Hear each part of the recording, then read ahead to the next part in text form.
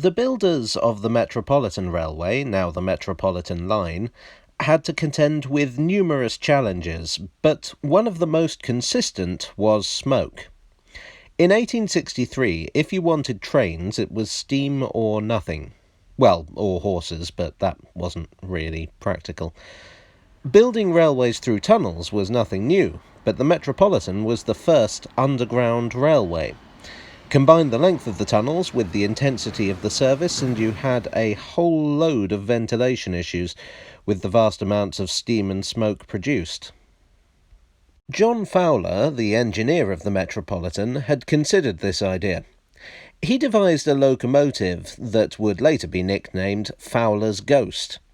What was theoretically clever about this engine was that it had a sort of storage heater arrangement made of fire bricks between the firebox and the boiler.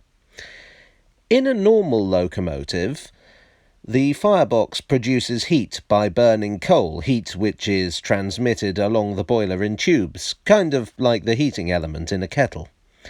The idea behind the Ghost was that the heat from the fire would be stored in the bricks, enabling the engine to generate steam without having to burn coal while in the tunnels. There were two major problems with this.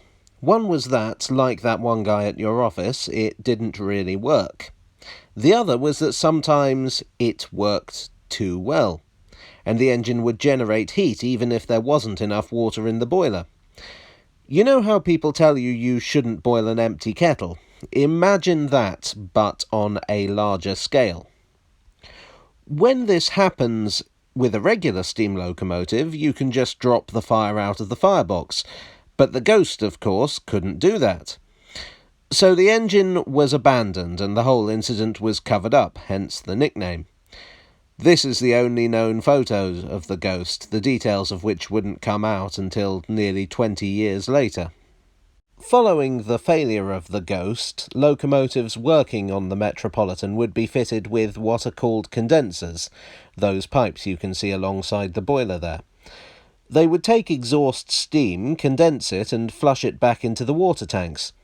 The same technology would be used on other locomotives that operated underground. This helped a little, but there was still the problem of smoke. Initially, the locomotives burnt coke, then Welsh coal, both of which produce less smoke but are far from harmless. They also experimented with oil burning, which did nothing for the locomotive's looks. The other solution was, wherever possible, to open the tunnels up. You may have noticed that many stations on the Metropolitan are fully or partially open. Where they couldn't open them, they built smoke vents, as seen here at Baker Street. Unfortunately, ventilation brought its own problems. For instance, at Leinster Gardens in Paddington, which I may be pronouncing wrong, local residents didn't take kindly to the idea of the Metropolitan knocking a huge gap in their lovely terrace, which may be the first recorded instance in the history of the Underground of someone minding the gap. So the Metropolitan agreed to build a facade to hide it. Numbers 23 and 24 are actually just pretty frontages with nothing behind them. If you look closely, the doors are entirely solid and there's no glass in the windows. Apparently it used to be considered highly risible to prank telegraph boys by sending them to one of these addresses. Of course, these were the days before Netflix. Despite all these precautions, steam and smoke still accumulated in the tunnels. On the opening day, a porter was hospitalised suffering from vitiated atmosphere. I'm not sure exactly what that means, but it sounds bad. Numerous passengers also complained of being overwhelmed by the smoke. The Metropolitan responded with a tame doctor, who argued that actually the sulphurous atmosphere was good for you, and if you suffered from asthma and bronchitis, you should actually ride the Met as much as possible and buy lots of tickets and tell your friends. That wasn't the only quack getting in on the underground scene, however, and at least one chemist near Great Portland Street sold a medicine called Metropolitan Mixture, claiming to see around 20 cases of near suffocation every day.